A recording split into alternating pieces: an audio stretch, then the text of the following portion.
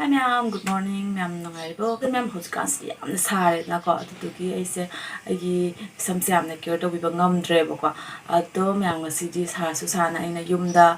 hair mask ama semjara ga ite isra ke tawbane. Kai gino hari market ta phangba ngai to di adum chemical kai ka yaw ba khotpa atutugi taning da basu ma'am ama yaw idana ko atutugi aina yumda phangzaba pozaina adum semaga tayek to ne bako adu matungda aina asmane hair mask di yumda semaga tayrani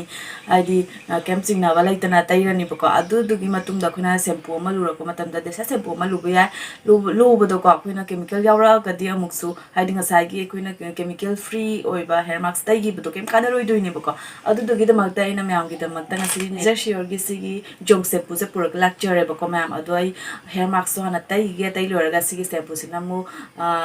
luraga yenghalake bako myam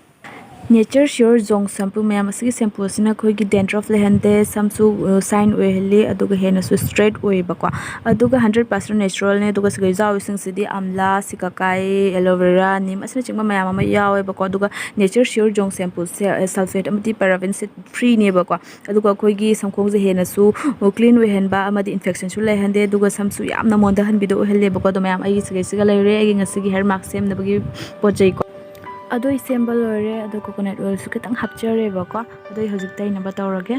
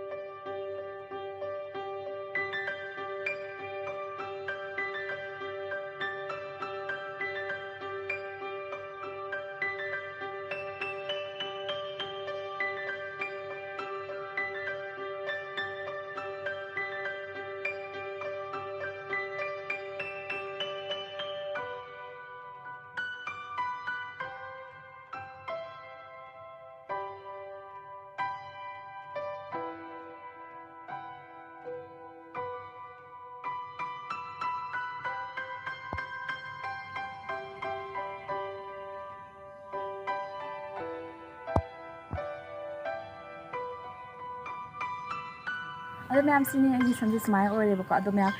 nature sure की Jong shampoo से याम पामजरे ma'am सु पामिबा लेगे description में link तो हपचारमगे ma'am ना जंग का तुम का यारने बको बाय बाय